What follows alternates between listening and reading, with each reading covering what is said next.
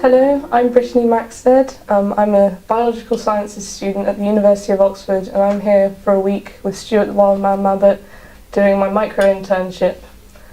And I'm going to just do a quick interview of Stuart and get really down into the deep questions of him and his business.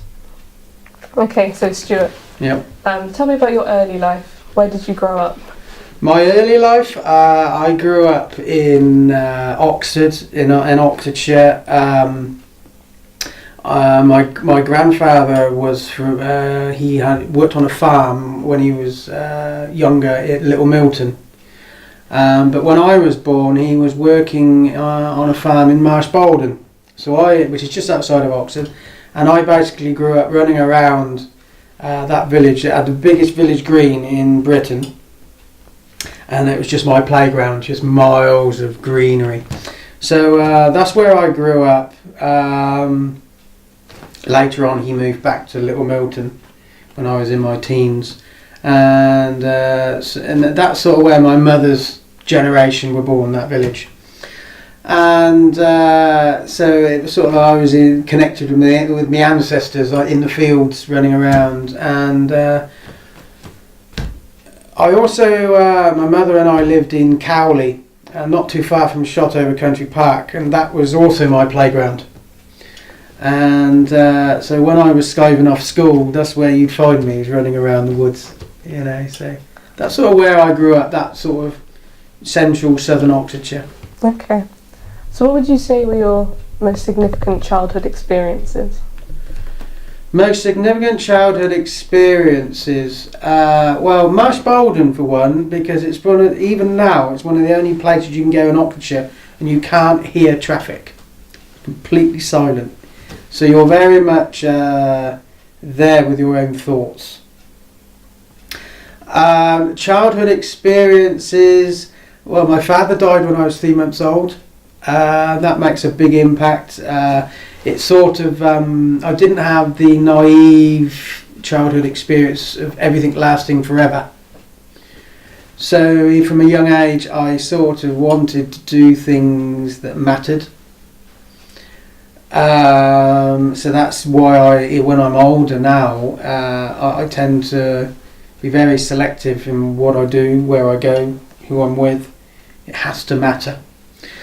So the silence, mortality when you're young, and I suppose the other thing, I lived a very insular childhood. I was on my own a lot, so that sort of gets you thinking about you. So I'd say those things.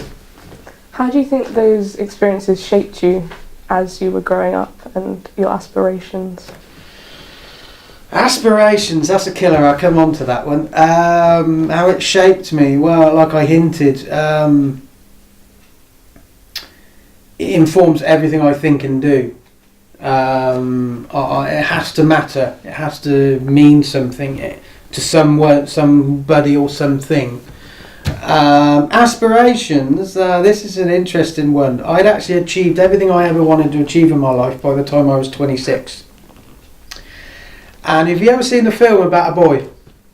No. Well, About a Boy, it had a very famous English actor in who I can't remember. But it was about a multi-millionaire in the music industry, and he had so much money, he didn't have to do anything. And he had this diary that was designed in 15-minute blocks, and he just filled his time up in 15-minute blocks. And it's called About a Boy because he meets this young lad and he sort of changes his perspective in life. And my life has mirrored that from 26. I'd achieved everything I wanted to achieve by 26 because of that backdrop of childhood. I wanted to do things that matter. And I sort of lost my way for a couple of years.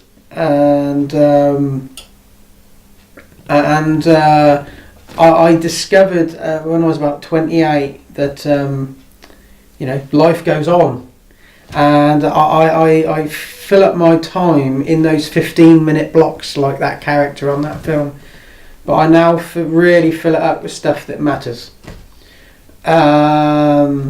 Aspirations is hard. I've still achieved everything I wanted to achieve. So we're doing different things. And I'm not 100% sure what drives me, because I have achieved what I wanted to achieve, apart from filling up these 15-minute blocks of time. So Aspirations, that's a whole different film.